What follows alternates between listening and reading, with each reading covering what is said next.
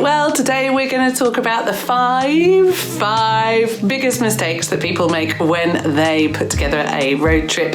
And just so that we're not all mean and miserable and critical, we're also going to give you the tips for how you can avoid making those mistakes and have basically an amazing trip when it's safe for you to do so. So let's get started. Tip number one. The biggest mistake I think that most people make in a road trip is over-reliance on our phones.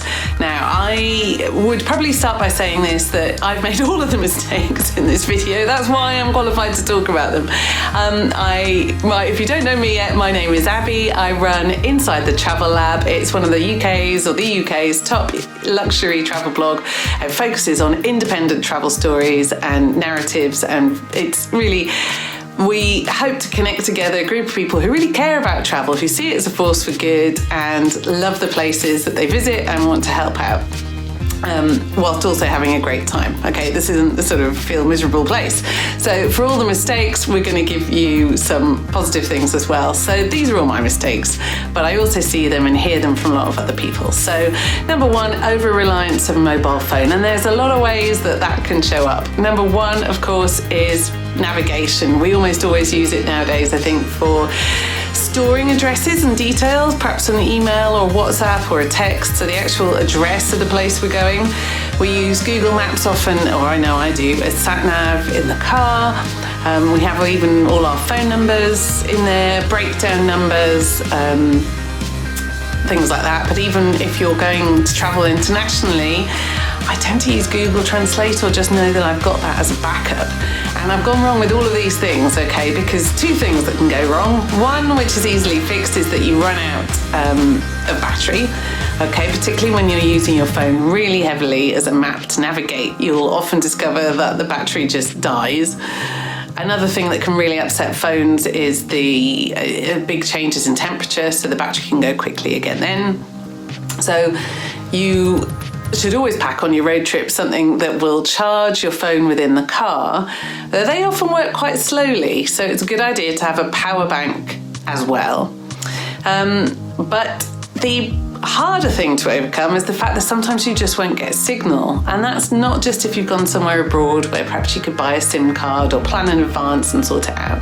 Sometimes you'll just hit a hotspot here in the UK, or if you're across in the US, Australia, anywhere in the world, you can suddenly hit this problem and you've got no signal, and then you can be really, really stuck. So I think for any road trip, when you're driving somewhere new, particularly if you might be getting there late at night, it's really important to make sure that you have pen and paper with you, that you write down the address of the place that you're going to see, that you write down or have written down your emergency breakdown number, either for your car or if you're renting a car, then their details as well, in case you have to stop and ask somebody else for directions. It's also a really, really, really good idea to have a paper map if you at all can. Now, Ordnance Survey are some of the most detailed maps around, and they're great if you're in the UK, but you don't even need that. Sometimes just a really broadly speaking, kind of almost a brochure or a leaflet map can help you spot the other towns on the way, or help you when you're trying to negotiate in a language you don't speak of where you're trying to go.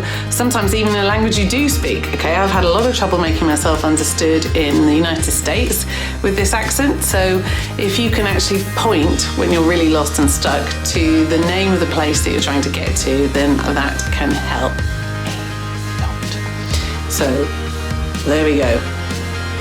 Next up, the other big mistake I see people make is driving in the wrong clothes, and probably this affects women more than men. It's often the way, because we have a wider range of socially acceptable clothes, and there's difference. It's mostly about comfort, but it can sometimes be control. So number one is, often if you're on a road trip, particularly if you're going somewhere really hot and you're not used to the heat, is that you might have flip-flops or strappy sandals or something like that actually don't give you a great grip when you're driving, and you can suddenly find your foot slipping off, and it can be quite uncomfortable like that. So always think about your footwear if you're driving. And secondly, this is probably more for women, but also guys, if you have really short shorts or skirts, then sometimes, again, this is perhaps a Brit perspective because the weather's normally terrible here, so we're almost always covered up like I am now anyway. And then you go and sit somewhere and realise that actually really hot car seat on bare skin can be really uncomfortable, okay? So that goes for your legs, and also if you've got a strappy top, it goes for your back. It can just get quite uncomfortable quite quickly. And another mistake for women is any kind of wraparound top or any fancy buttons or, anybody who wears clothes like that, then they can really dig in when you sit back for a long period of time. And you might not notice it at the sofa or walking around normally, but if you're in the car for a long time, it can get really annoying. So I would just skip that when you're planning what to wear on your road trip. Mistake number 3. Packing things out of reach. So a big safety caveat for this, obviously if you're driving you shouldn't be rummaging around and doing lots of things, you should be focusing on the road. But when you are driving, it is useful to, for example, have a swig of water if you're hot and thirsty. You might need a tissue, okay, if you sneeze or you have any allergies or anything like that. You might want to put your sunglasses on and off again as the light's changing, particularly if you're in a new environment and it's new to you. So you want to make sure you have all of those within reach. You also want to make sure that you have things like the address of where you're trying to get to, the cash, credit cards, things for paying tolls, so that that's not in your suitcase in the back of the car and you're having to stop, get out of the car, there's a big hold up, things like that. So when you get in the car ready for your long road trip, make sure you have your essentials clearly within reach, or if you have a passenger, that they can point them across to you. Another thing would be a dashboard mount for your phone. If that's what you're using as sat-nav, then have it stuck to your windscreen somewhere clear where you can see it, so you're not fiddling around and looking down and dropping it when you're driving, and you should be focusing on the road. So, up next. The other big problem that I see or mistake people make is not properly checking the car before they drive off. And this sounds really excruciatingly, embarrassingly bad, but again, I have to admit I've made that mistake. So you pick up a car rental, a hire car, excuse me, and if you're like me, you probably do look around. It's instinctive to check if there's any damage. You might see, you'll adjust the seat, check the indicators and the windscreen wipers, but there's a few other things that you need to look out for that only when you've made your first mistake and you're driving and you realise you don't know how to do it, that you really wish you'd done better. Excuse me. So, one is how reverse works. I have driven a lot of cars, but not found, like, there's just different arrangements in each. Some you've got to put it down, sometimes you've got to lift it up, sometimes you've got to do all kinds of things. And if you only discover that when you're on a really steep hill and really narrow cobbled streets, not that I'm speaking from experience here, and there's no one else to ask, and you can't get out of the car to ask because you can't turn around and you're just stuck in the street, then that is really, really excruciatingly embarrassing. I wish. So always check when you pick up the car that you can put it into reverse.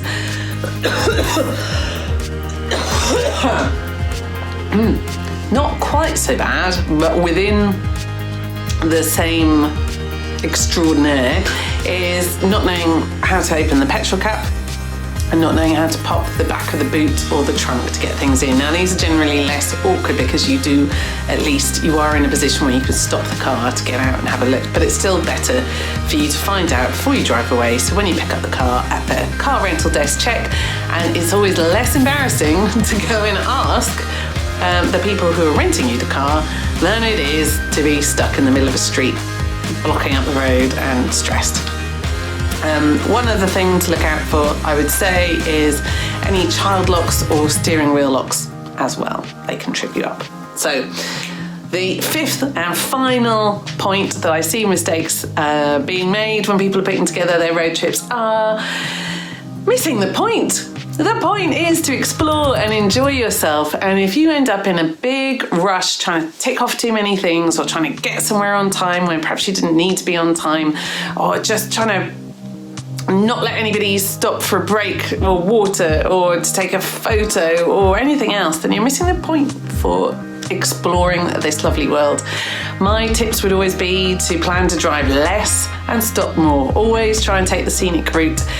You can do that again with your paper map. It's handy. You'll often see slower roads instead of the motorways. You'll see viewpoints marked on a lot of maps. It's always great to go and stop there. That's how you find little local restaurants and cafes and amazing views and really get a feel for the place that you're travelling through, much more than if you just stick to the motorways. And then of course you find one small place that you love, you can get chatting to the people who work there, and then they'll give you more recommendations and you'll get inside tips, and it just all feels, I don't know, a lot richer and a lot deeper. So thank you very much for watching. This is part of our road trip challenge. It's a series of videos and training and everything to celebrate the announcement of our road trip planner and handbook. So that's a product that you can buy and use to help plan your road trip. There's two options. One, you can just buy the digital files to download and use. And the other is you can join our exclusive membership group where we will give you a lot more of this, videos, training, input, itineraries from around the world. So do check out, it's insidetravellab.com/roadtripchallenge with hyphens. Check out the link, I will put the details here. And the training is free and can't wait to see you there. Thank you very much for watching. Bye.